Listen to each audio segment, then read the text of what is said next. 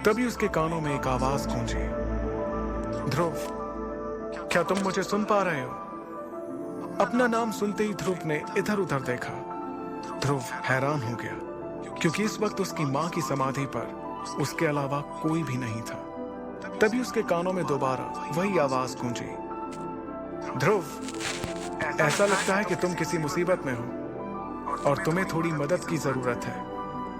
इस बार इस आवाज को सुनकर ध्रुव अपनी जगह पर खड़ा हो गया और समाधि के चारों तरफ घूम कर देखने लगा, लेकिन उसे वहां कोई भी नजर नहीं आया। तभी एक बार फिर से उसके कानों में वो आवाज सुनाई पड़ी, मुझे इधर उधर ढूंढना बंद करो ध्रुव, मैं तो तुम्हारी अंगूठी में हूं। इतना सुनते ही उसने अपने सीधे हाथ की एक उंगली में काले पत्थर से बनी एक अंगूठी की तरफ देखा।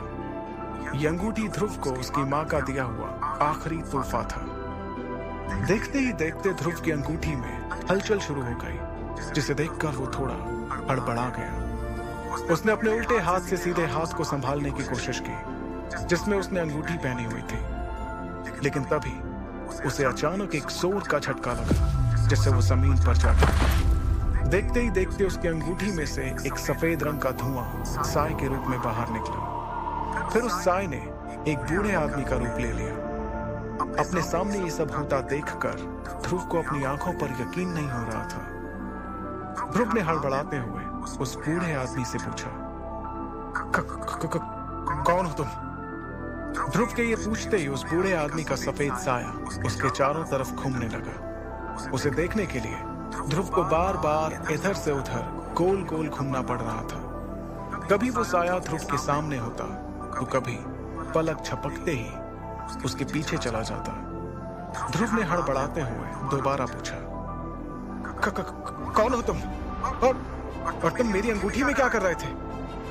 वो साया कुछ देर तक ध्रुव के चारों तरफ घूमने के बाद उसके सवालों का जवाब देने के लिए उसके सामने आकर एक जगह पर रुक गया। मैं कौन हूं ये जानना तुम्हारे लिए जरूरी नहीं है, लेकिन हाँ, मैं तुम्हें किसी तरह की परेशानी नहीं होने दूंगा।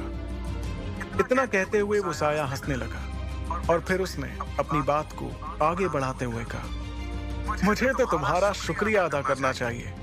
आखिर तुमने पिछले 3 सालों से मुझे अपनी अंगूठी में संभाल कर रखा और देखो, आज मुझे नींद से जगा दिया। शुक्रिया ध्रुव, तुम्हारा बहुत बहुत शुक्रिया। तुम्हारे अंदर कुछ अलग ही बात है। मुझे अभी नहीं पता कि वो क्या बात है, लेकिन हाँ, वो बात कुछ अलग ही है। उस साय से इतनी बातें सुनने के बाद ध्रुव ने गुस्सा करते हुए कहा, तो तुम पिछले 3 सालों से मेरी अंगूठी में छिपकर बैठे हो। कहीं तुम्हारी वजह से ही तो मेरी शक्तियां कम नहीं हो रही थी, क्योंकि जब से तुम मेरी अंगूठी में छुपकर बैठे हो तब से मेरी शक्तियां बढ़ नहीं रही हैं।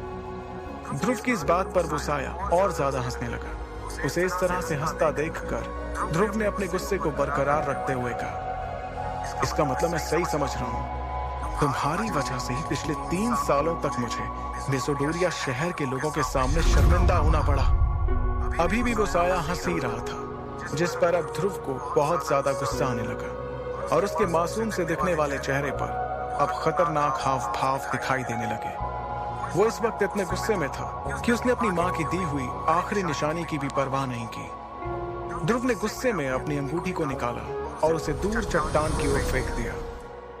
ध्रुव को इतना परेशान होता देखकर उस साय ने कहा, सुनो ध्रुव, जो होना था वो हो चुका।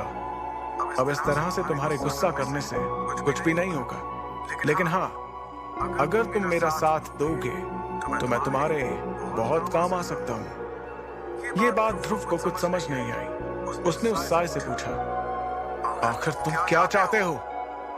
ध्रुव के सवाल का जवाब देने के लिए वो साया फिर से उसके सामने एक जगह पर हवा में रुक गया और कहने लगा, ये हुई ना बात। मैं चाहता हूं कि तुम मुझे फिर से अपनी अंगूठी में रहने की जगह दो, बदले में मैं तुम्हें। वो साया इसके आगे कुछ कहता, उसके पहले ही ध्रुव ने कहा, नहीं नहीं, कभी नहीं, कभी भी नहीं। मैं ऐसी गलती अब दोबारा नहीं करने वाला। मैं अब भूल कर भी उस अंगूठी को दोबारा नहीं पहनूंगा।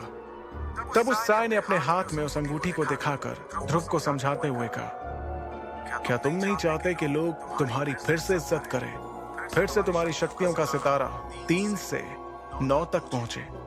क्या तुम